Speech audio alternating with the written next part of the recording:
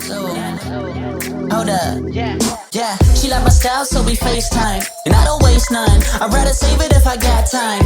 Get up 4 bars in a one take. I don't take breaks. You can tell just how I spit lines.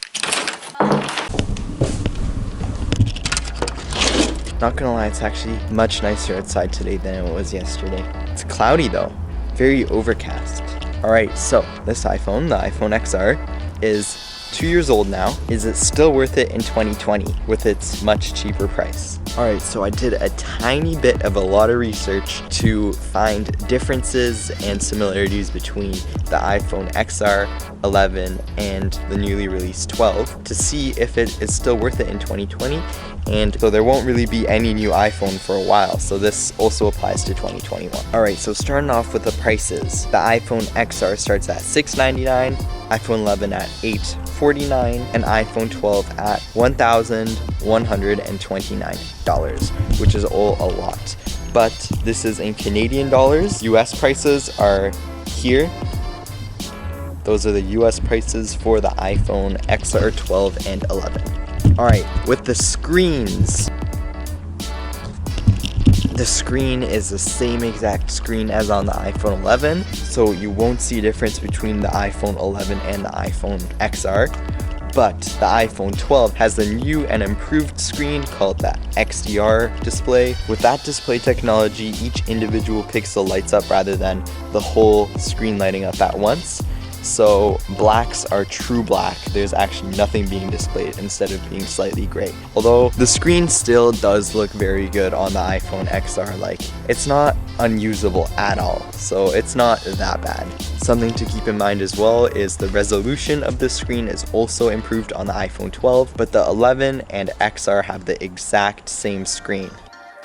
Also, something to mention really quick with the iPhone 12, it has 5G cellular capabilities, which is super fast. It's like crazy, ridiculous fast. I don't think I'll ever use 5G, to be honest. If I do get the iPhone 12, I don't know if it's in my area, for one. And two, if it is, I don't think I'll really be using it because the coverage isn't that great yet of 5G, at least here in Canada. So, I think I'll be sticking with 4G, which is exactly the same as the iPhone XR and the iPhone 11. So how about the processor and the battery life? Every single device has a different processor. The iPhone XR is 2 years out of date, the iPhone 11 is 1 year out of date, iPhone 12 has the latest processor from Apple, the iPhone XR has what's called the A12 chip, iPhone 11 has the A13, and the iPhone 12 has the A14 Bionic chip. Basically, the newer the iPhone, the faster it's gonna be. Right now, I have an iPhone XR, but I think I'll be upgrading to the 12 mini. I like its size. But with the XR right now, I don't have a problem at all with speed. And I think it'll still be just as fast for the next, I don't know, probably 2 years or more. I'm not sure. We'll see how it goes, but I think there won't be a problem with speed at all if you go for the iPhone XR over the iPhone 11. There might be a slight difference between the iPhone XR and the iPhone 12, but it's not going to be huge. Like, it's still a very fast chip. It's very good. The battery life is slightly better, 1 hour extra of video playback on the iPhone 11 and 12. You get 16 hours on the iPhone XR, 17 hours on the 11 and 12.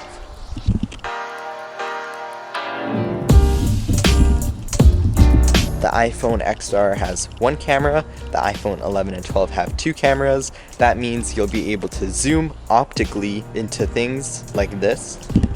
You still keep the same exact resolution, but you're not actually cropping in on the sensor. If you crop in on the sensor as you zoom, you're going to lose quality of the photo or video you're zooming in on. Alright, let's do a test video on the iPhone XR's front camera.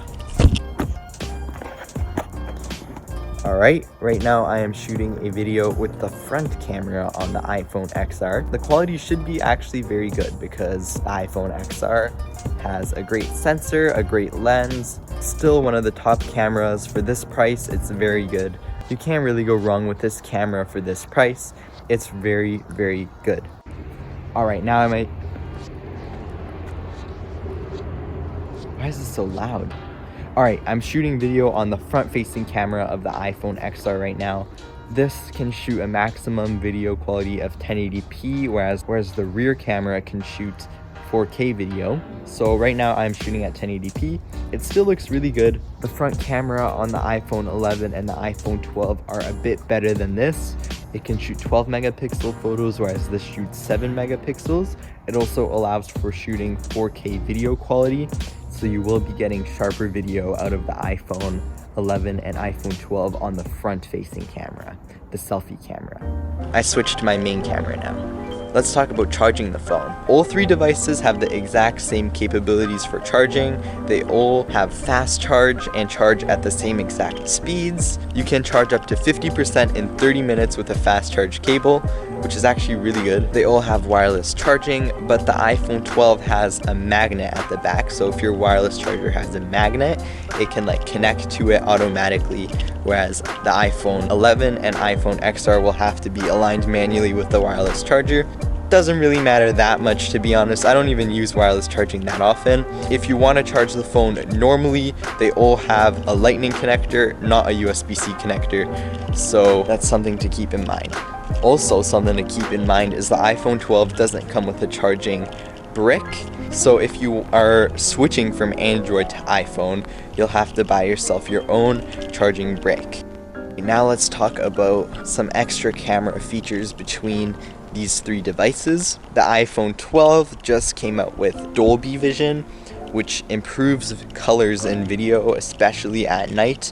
So it looks really, really good. It basically color grades the video as you're shooting it, which is super cool. Also, the iPhone 11 and iPhone 12 have a brighter flash compared to the iPhone XR. So that's something to keep in mind if you do flash photography, but I don't really do it that often, so. Something to keep in mind as well with the video is the iPhone XR has extended dynamic range at 30 frames per second, and the iPhone 11 and 12 have it at double the frames per second, so you'll be able to have a properly exposed foreground and background at a higher frame rate with the two newer devices. Is it worth the price difference to get the iPhone XR over the iPhone 11 or the iPhone 12? I'm not gonna really give a straight answer. If you're on a budget and you don't really care that much about the things that I described earlier, go for the iPhone XR. It's gonna be a really good device. You'll be happy with it.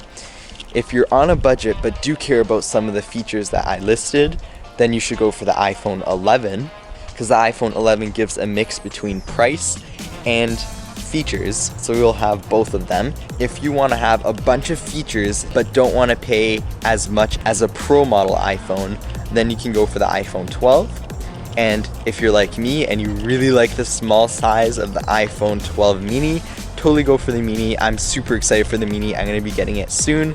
I know this was a slightly different style video than usual, but let me know what you guys think. Was it good?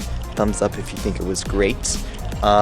Also, I'm hoping to grow my channel a little bit, so it would mean a lot if you click that subscribe button. That would really help me out and support my channel. Thanks for watching. Hold up. Yeah, she like my style, so we FaceTime. And I don't waste none. I'd rather save it if I got time. Get up 4 bars in a one take. I don't take breaks, you could tell just how I spit lines. Oh my baby mama so attractive. She don't play with hers, yeah, why you asking? Lonely for the night, so we get down, yeah.